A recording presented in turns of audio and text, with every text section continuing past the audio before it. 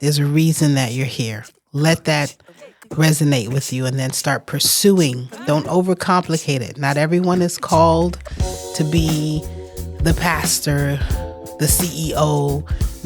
Right where you are, you can be impactful.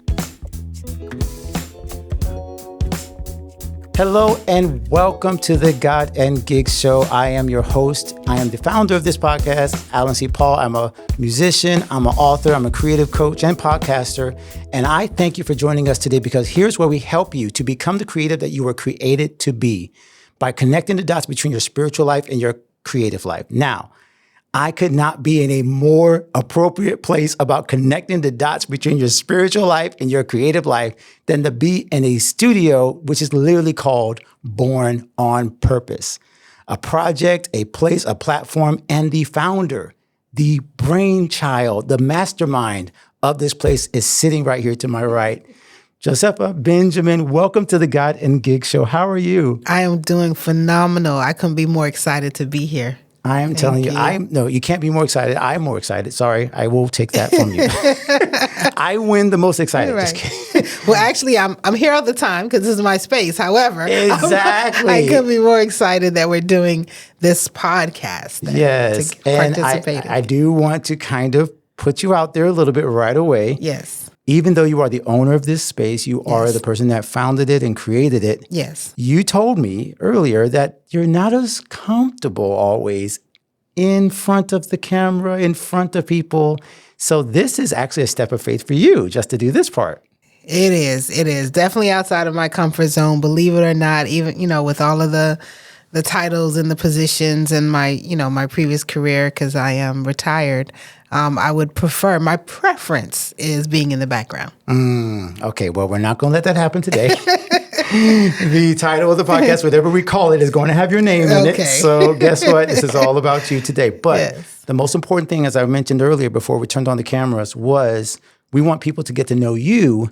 And then once they know you and understand what you're about, I think they will naturally gravitate to what you can teach them, what you can apply and share with them as so much you share with this community. I mean, your influence goes beyond, I think, even what you know.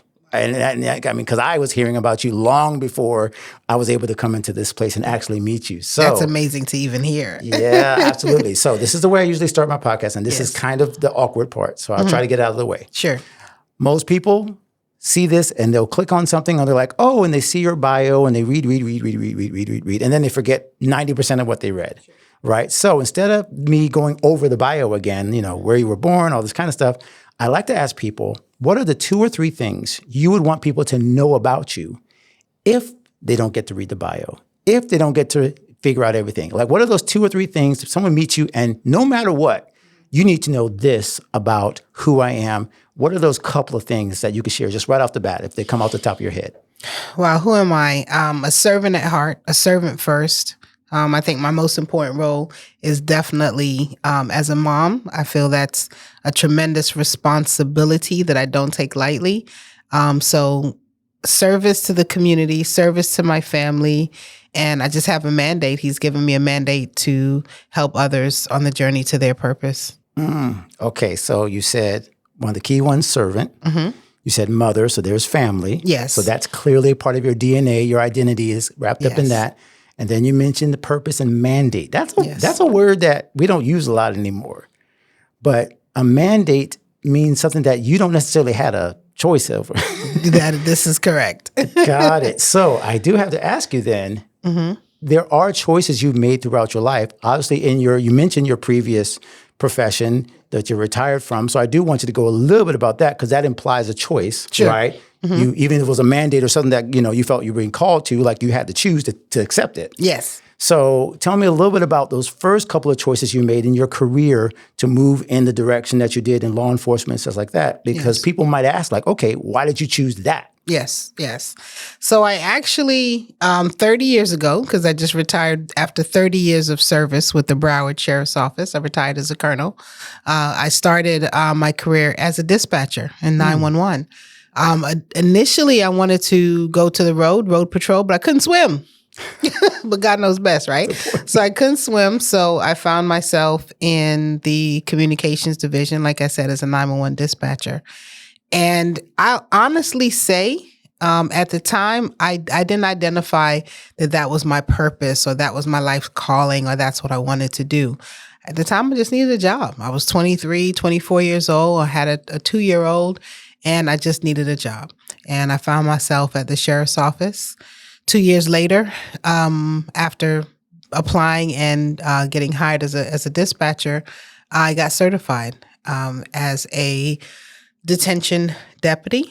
And within a year, I found myself in the boot camp, which was the military training unit at the time, working with offenders that had an option, right? The judge would give them, I shouldn't say an option, but the judge would give them another route, a second chance. And I can say that even before I knew what purpose was, that was that thing that I would do for free. I loved my assignment. I loved being a part of their journey, helping them to get back on track. Just listening and identifying with some of their stories and being able to influence them, Right. and guide them toward, a better way of living. Yeah, that's when my purpose started to form. Wow. Okay. So I've always found this amazing with people who are in that field of law, justice, and having a passion for something where other people look at people, right? They look at, I don't want to say more than the name, you call them offenders, you're like, whatever. It's like, I don't want to use a label because that's exactly what I feel like you got away from. Yes. You weren't looking at this as something in society. You were looking at people. And clearly that seemed to like spark something in you. It did. So like, did you see that coming? Was there a spark like from your childhood? Was there a spark of service that you grew up with? Or was it just like out of nowhere? Like you just realized, oh my gosh, I love this. Yeah, it was really out of nowhere. I didn't grow up wanting to be in law enforcement or corrections. I actually thought I was going to be an attorney. My mom thought I argued a lot, apparently, when I was a little girl. You were practicing. Right. And maybe I thought I would, go into nursing, follow my mom's footsteps. And I found myself, I had a relative that was working for the sheriff's office. I was newly relocated from New York, and applied for the position, and God placed me. Now I know. I didn't know then. At the time, I thought, I just need a job. Hindsight is 20/20. That whole thing. You look back and how God took you there. I'm so inspired just because of your spirit and the way you explain things. It's clear that you have had a lot of time or took a lot of time to process, to not just live life, but to say, okay, this happened. Why did it happen? This happened. What does this mean? Because some people just kind of coast through life and let it happen to them.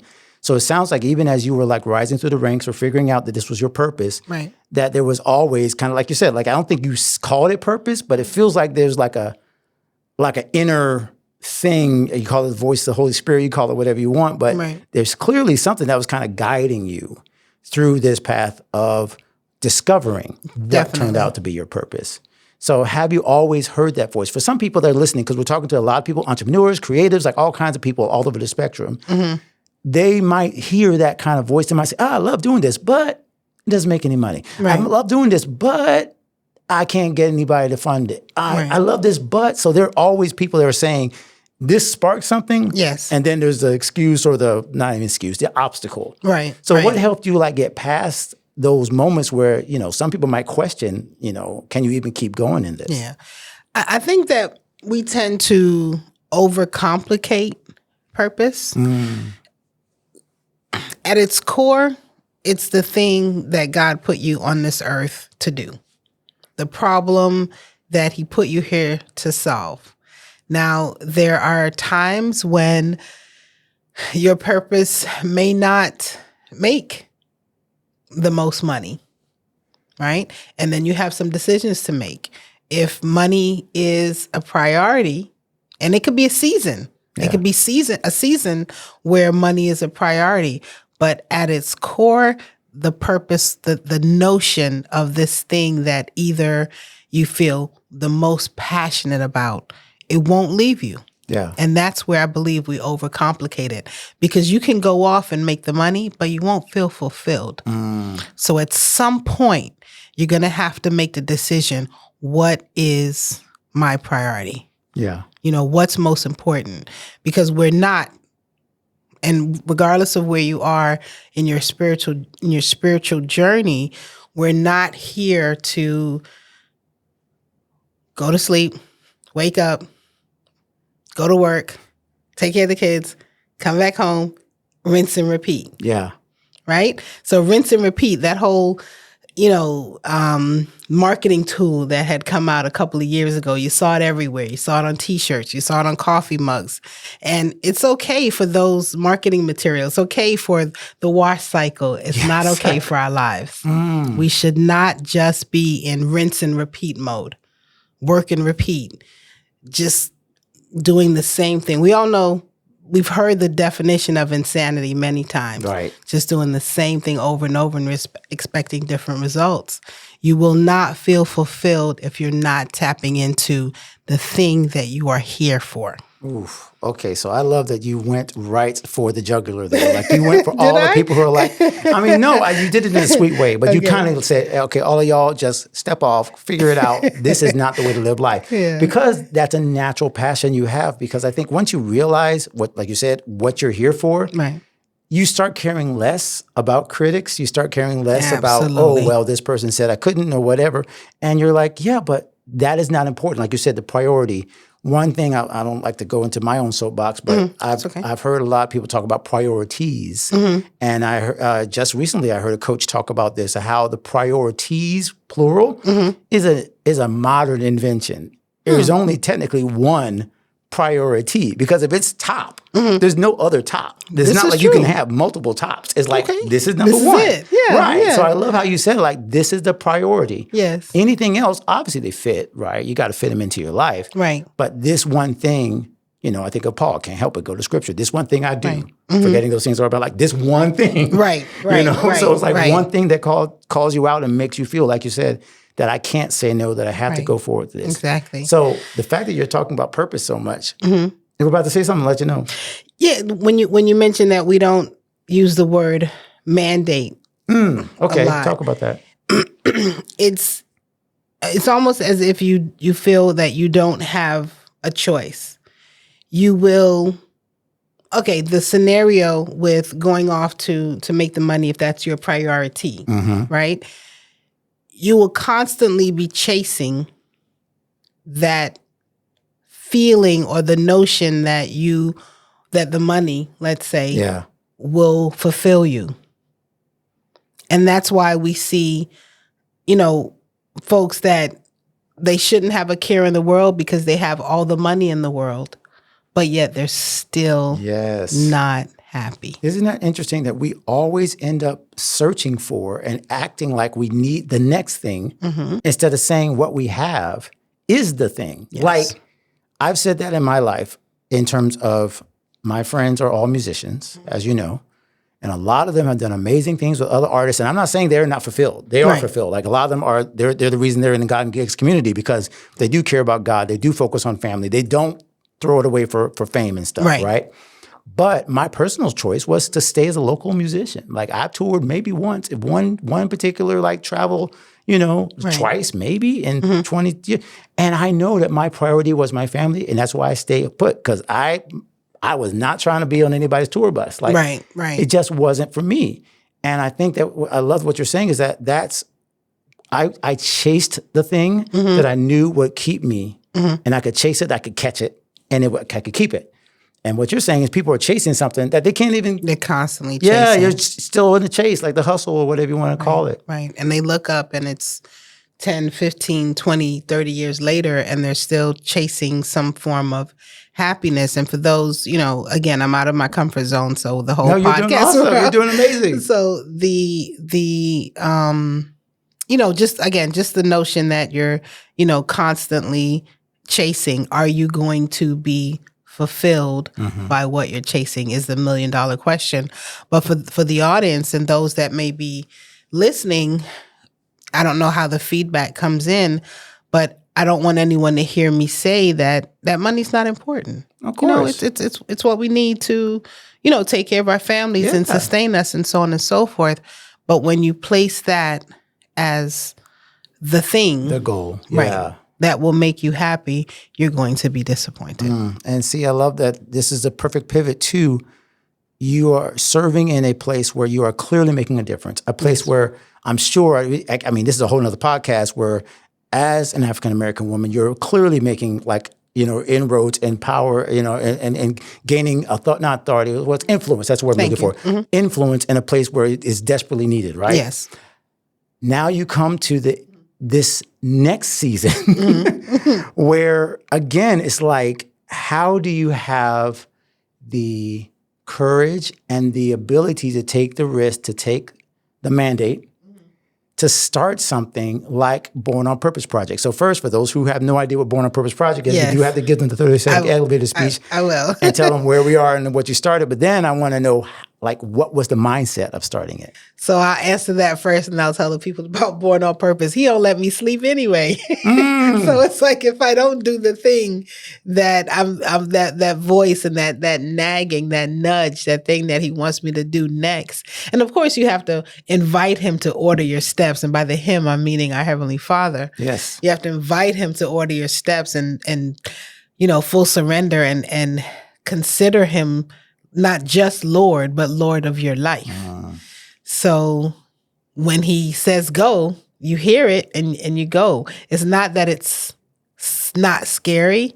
It's not that you may not be afraid, but you do it anyway. Yeah. And you sit back and you watch him work. See, and that confidence right there is what I'm talking about, because, and now I want you to talk about what the actual project was that kind of got, because again, we're talking about having a mandate. We're talking about finding that spark of doing it anyway. Yes. But I always like to get to the practical too, because doing it anyway means doing it and having to figure out how to do it. Yeah, it's work. So talk a little bit about what that actual process was, stepping in and saying, okay, I'm going to start this. So if I didn't mention it, the Born on Purpose Project is the actual nonprofit. It's a 501c3. Okay. Started on paper in 2014. So he gave me the vision back in 2014. I went ahead and registered the corporation. I applied and was approved for the 501c3. I set everything up. On paper, we were good to go. The only problem was that BSO kept me just a little busy. So I couldn't, I did things here and there, but I never fully focused on the mission of the Born on Purpose Project, which is to guide others on the journey to discover their own God-given purpose. So that is our mission. And we do so through mentorship, community engagement, workshops, trainings, this headquarters, so on and so forth. So having it on paper since 2014 and always wanting to get to the actual mission and the community impact, as you can imagine, now being fully retired, I can fully focus on it. Yes. Right. So I retired in January of 24. In July of 24, right? Got the key to the headquarters. Wow. Yeah. Wow. So 7 months. And what did that feel like to go from, again, a passion, a purpose? And here's where I'm really, again, forgive me, because ADD clicks in. You saw the ADD go like 6 different things popped in my head at the same time. Like, which one I catch? So I've had a lot of conversations on the God and Gig show, and my community knows this, that we oftentimes talk about how that word calling can be a little bit tricky. So you go from this calling of doing one thing, and then, like you said, you had the vision back in 2014, but then you actually start to step into it in this season. I kind of want to get into the weeds a little bit about your identity. Okay. In terms of what you said at the beginning, you're a servant, you're a mom, you have a mandate. when you're stepping into this new project, does it actually affect the way you see yourself before you get the keys? Because that's where I think a lot of people are. They're at that point where they're like, I'm stepping into this new thing, but it hasn't happened yet. So you see what I'm saying? So I'm just curious about that transition period. Was there a transition period for you? Were you or were you strong all the way confident this is what God called me to do? However long it takes, I'm going to stick with it. So make sure I answer the question correctly. Yeah. The transition was relatively easy, and the step that I missed, the part that I did not mention until now, clarify until now, Sure, is that although I was focused on my assignment at the sheriff's office, regardless of what level I was on, right? I considered all of it my assignment, my training ground. Although I was focused on BSO in the Broward Sheriff's Office, I was still serving in the community. Okay. Right? So I would have and it was such a blessing because I was able to serve in the community representing my agency that I loved, right? Representing the agency, representing law enforcement, corrections in uniform, but I was still serving. Got it. So I was it was a win-win. Yeah. Representing my agency and still being a servant in the community. So being retired, I'm now representing the Born on Purpose project. So the transition wasn't that difficult as far as serving. Got it. And as far as being in the community. I love that. What was difficult. Okay, all right. What was difficult. You're ready? I had no experience in event planning, ownership of a business, of a headquarters. I had zero experience. So the identity as a servant, no problem. The identity as a business owner, that got it. This is what I was trying to get. Thank you for helping clarify that, because it's literally what I was talking about, because there's so many nuances that we really can't get into until you kind of just sit down and like exactly why this medium is so important to me. Yes. Because these conversations bring out things that I've struggled with. And I was like, that's right. Like musician, check. Servant, minister, check. Running a creative project and didn't go to school for that, right? So that's exactly what I wanted to ask you, because obviously God equips you, right? He equips what we say, he doesn't call the qualified, he qualifies the called. But like actually looking at that, like, you've had to learn by creating this space, by actually buying things and doing things. And so just talk a little bit about that process of like, okay, you opened a space and you'd never done this before. So what were some of the low points and high points that like you saw when you were doing it? I learned something on Saturday. Okay, all right. As we're recording, all right. This is news flash. I'm still learning. But I knew this is the confirmation. Okay. Right? This is that you're called to do a thing again because he won't let you sleep about it anyway. Okay. Right? Yeah. So not having any experience on ownership on a space, I knew what I needed, what he wanted me to do, and the direction that he was ordering my steps is I needed a place, a safe space for the community to bring families together, to help others on their journey. I knew I needed a building, a safe space, a place, a brick and mortar. I didn't know where it was going to be. I did feel called to Lauderdale Lakes, Lauderhill, right? Right. I lived in, I guess having the mic in front of you, just start talking, right? See, we talked about this. It's a wonderful thing. No, you're a safe place right now. Yes, for sure. So a few years ago, I bought a home in Palm Beach, preparing for retirement, right? That's what I was going to do. That's what people do. You get settled in the area. You go to Palm Beach. You get settled in the area where you're going to be. Right. Well, God had different plans. So he called me back down to Broward. So I sold my home and moved back down because I was serving here anyway. Yeah. And the commute, it wasn't making common sense. So I relocated back down to Broward and started getting plugged in again in preparation for retirement. Started getting plugged in with different organizations. I happened to be serving on the board of ChildNet, and 3 months after retirement was asked to be the board chair. So these are the things that happen when you just say yes. Yeah. Right? Just starts lining things up. Absolutely. So retirement happens, and I mentioned to a friend of mine my desire to create this safe space. And he says to me, I know a plaza that has a sign and has had the sign on the window for a good while. I said, really? I said, okay, let's go check it out. So we check it out. We call the number. And I'm thinking to myself, there is no way, as huge as this place is, that I'm going to be able to afford it. But Lord, let's go. Yeah. Say yes. Yeah. So we call the landlord, and he shows me around, and I'm still thinking, right? I'm following the steps, Yes. but in my mind, if I could just be transparent. I'm thinking, there's no way. Long story short, the place was empty for a good little while. The owner was anxious to make a deal, and we made a deal, and I just looked up and I just said, thank you, Lord.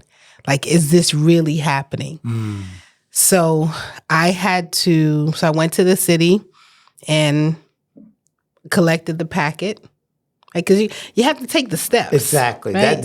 Right. No, you're literally, you're helping me, and you're helping so many people right now who are saying okay, here's the impossible thing.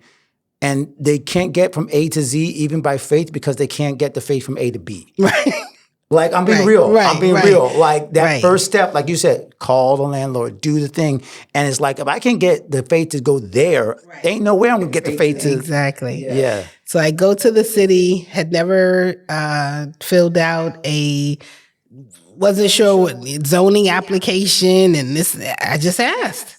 And, you Google and you ask questions, and you find other people that may have experience with business ownership, and you cannot be afraid to ask the questions.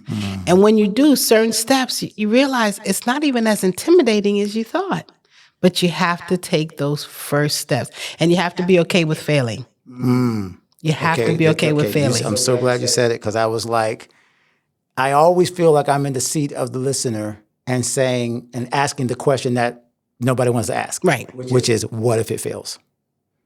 I mean, we're here a few months now, and business is good, right? But we still, it's a journey, it's a process. Yeah. And you have to put it this way, at the end of the day, with kingdom business, do it with excellence. There's not anyone that walks through the doors of the Born on Purpose headquarters that I personally do not make them feel that they belong. Wow. That they're home. And even if they are on a tour for a potential event, training, workshop, or whatever the case may be, even if they decide to go elsewhere for whatever reason, I would have established some type of relationship. Yeah. Oh, see, now the Bible talks about he who would be once a friend must be first be found friendly, right? Yes. Like, to me, that whole establishment of this place being, you are more about serving than being served. You're more about giving than receiving, right? So if that is the mentality from the get-go, I mean, I'm just going to go ahead and say it, because we're here and we're people of faith. Like, I don't think God allows that to fail. I just don't. I just don't think God says to someone who's a giver and says, yeah, you're going to watch this fall apart because you're giving too much. Right. No such thing. Right. So I just want to quickly go to this because it immediately popped up in my head as you were saying it. You're establishing a place, you're establishing the culture of it, and there's clearly something in your, again, I keep saying DNA, but it's really in your spirit, right, that God put in your spirit, that says it is so important to you to see people blessed. Now, some people look for blessings. Right. But I don't know if I don't know if you have it like in a book yet. I don't know if it's going to become like, like your TED talk or whatever. But there's something in it. Do you have like a list in your head of like, no matter what, like I want to serve people. No matter what, I want, like if there was like a mission statement like on the wall. Yes. Like I feel like there is one. I don't know where. But is that is that one of the ones that like you would lead with, like serving? Yeah, I'm wired to serve. I'm wired to serve. I posted something on Facebook a little bit ago on social media. I believe it was Facebook.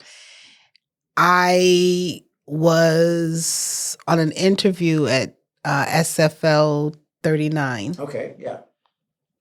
that Wednesday, I think it was. And Thursday, I was prepping for an event. And I didn't have the help that I usually have. And I was cleaning and mopping and so on and so forth. And I posted the mop bucket. All right now. And I said, young people, pay attention. You're on television one day and you're mopping up the next. Be humble. Be humble. Be a servant.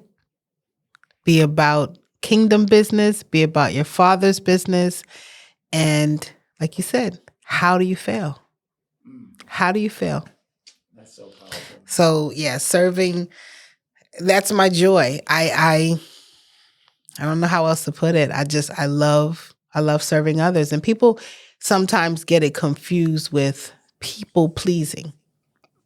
Huge difference. Okay, wow. Okay, I'm sorry, we're gonna have to lengthen this podcast. We're gonna have to lengthen this podcast now because you cannot hit that and not like go into like, we have to unpack that. Okay. Because we're talking to people who by nature, I'll put myself on the chopping block first. Mm-hmm. As a musician, as a creative, as someone that has to perform or minister, and I know it sounds weird to put those both in the same, but to serve people, you've sometimes served people by performing. Right. I can minister to people by performing, right? So whether I'm ministering, performing, whatever you want to call it, I'm literally doing everything I can to make them happy.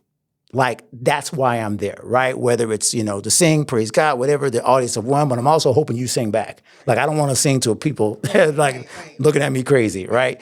So there's all of this. So at the same time, there's part of me that's like, I just want to do this for me or for God, but I don't want to be so, like you said, kind of stuck on what their opinion is and making them happy. Right. So how do you balance that? Because that is a huge thing you just said between people pleasing and serving, but not getting the two confused. Right. You could serve someone, or you can be, because I see people, not only my relationship, how I relate to them, but also how they relate to me as an assignment. There's nothing arbitrary about us connecting.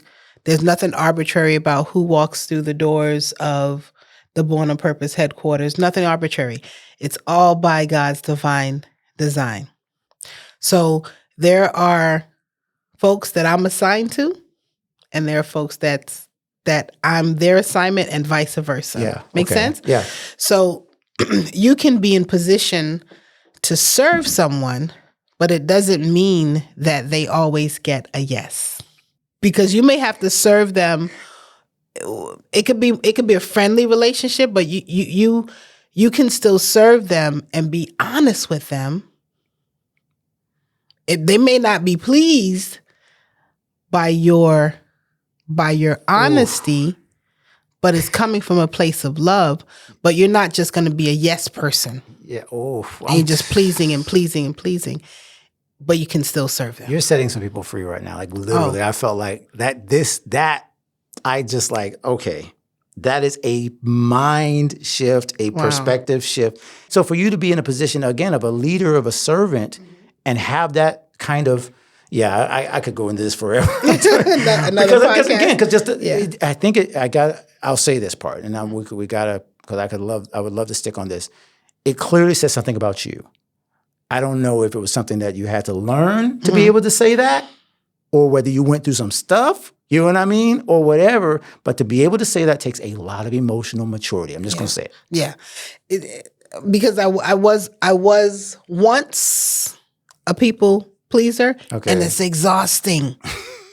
It's exhausting because what's the saying? You give someone an inch and they'll take a mile. People, they won't be happy. Yeah. They won't be happy. Ooh. So yeah, you definitely maturity, you go through things, you learn, I said the other day, the travesty in going through life's journey is not learning from the lessons and the mistakes. You're destined to keep repeating them if you don't. Right. If you don't learn from the test, you'll just continue to be tested by the same thing. Right. Yeah. Right. Yeah. If you don't take the lesson, and then the lesson usually either comes in a circumstance or a person. Right. Right. And the person a lot of times are people like you said who tell you the truth and you don't want to hear it. So you go on and then the circumstance comes along and tries to teach you the same lesson that the person tried to tell you. And now you're not like, why did I have to learn from the circumstance? Right. Because you didn't listen to the person. Exactly. God sent you a person and then said, okay, oh no, person's not going to work. I'll send you a whale. Like, how's that going to work? All right. Exactly. So I'm sorry, Jonah, step up. Right. So I love this because, again, this is why I think even as we talk, and I love people left behind the curtain, because even as we're talking about what to talk about, you have so many things in your background, in the way you're serving people. You're literally talking about service. Mm-hmm. And yet what's more impactful are the things that just come out of you, out of your spirit, out of your experience as you serve. So it's not like you got to have like the book, right, where 10 steps to a better life, 10 steps to being born on purpose.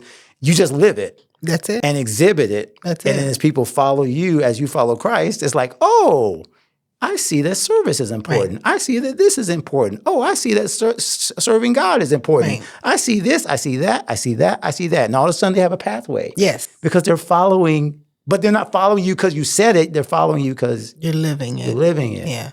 It is so important for me to be an example. And for those of us that intend to, impact the community and walk in our purpose, we have to be an example.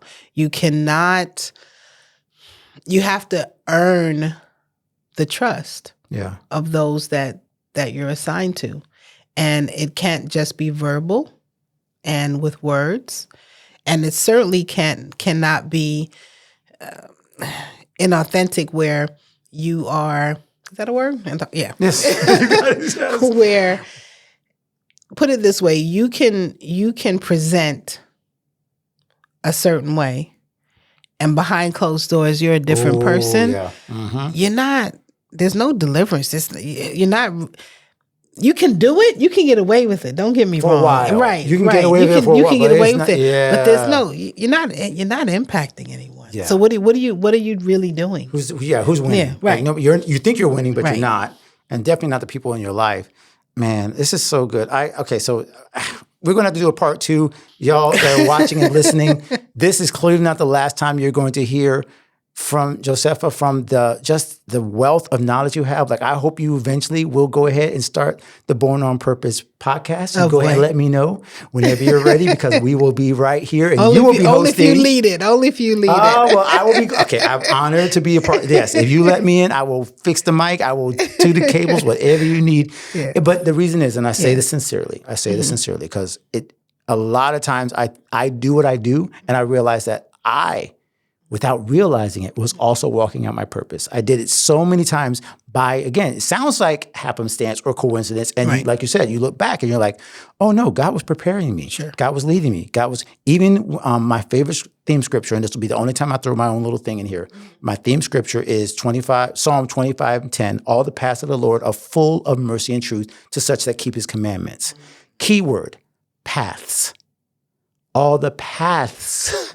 Plural. Sure. How is that possible? Well, it's because of what you said. Because at every turn, you didn't know it was purpose, but God was leading you. So exactly. I do want you to say this last little piece to anyone who is struggling to believe that they were born on purpose, that they are seeing all these little twists and turns of their life, taking this job because you need the money, Right. right?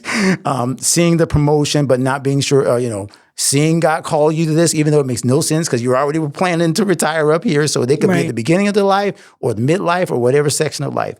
But just what would you share to someone, now that you know what you know, Right. what would you share with someone who is at one of those crossroads that you just went through? You first have to reconcile that you're here for a reason. And once you identify that, yes, you have a purpose, and you start pursuing what that purpose is, it's a game changer, right? And I know that doesn't really, and I'll just, that doesn't really answer, because they're even after I said that, there still may be someone out there saying, well, I don't know what my purpose is, and and they're still not sure. It's just that reconciliation that yes, just trust me, you are here for a reason. Your life circumstances, there's no coincidence. And if they take a moment just to look back, like if you still have breath, you still have an opportunity. There's still something for you to do. There's a reason that you're here. So just, let that resonate, that it's not just about the rinse and repeat and the daily routine. You're bigger than that. There's a reason that you're here. Let that resonate with you, and then start pursuing. Don't overcomplicate it. Not everyone is called to be the pastor, the CEO. Right where you are, you can be impactful. So that voice, that thing that nags you, that you may not even want to share with anyone because you think, it's too small, or that's insignificant. Or quite the contrary, you may think that's huge. Yeah, it's too big, right? Just take those steps.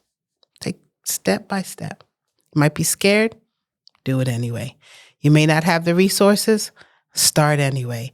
You may not be, in your mind, educated enough, do it anyway. Experienced enough, do it anyway. And watch him provide. Okay, that was a mic drop right there. If you're new to the game, that's what we call a mic drop. Okay. This was such a blessing. I am honored again to be in this space. I'm so glad that we got to perform in this space, that you have had open arms. You exhibited, again, all you're saying I've already experienced as a client, as a community member. Awesome. As someone who is really believes in this project, because I know that God and Gigs was born on purpose, was created on purpose, that we were created on a purpose. And so now that we're connecting with you, I know that the half has not been told. Win-win. So thank you so much. And hopefully, my pleasure. Again, not the last time. No. Being on the God and Gigs show. Not at all. My pleasure. My friend, thank you for watching this episode. If that blessed you, you got to make sure that you stay connected with this community and this channel so that you can get more where that came from. We're sharing great interviews, tactics, strategies, mindsets, lifestyle choices. Everything is going to help you become a totally confident creative. And don't miss an episode of the God and Gigs Show. If you are staying connected to our channel, you'll be able to find us anytime we release new episodes.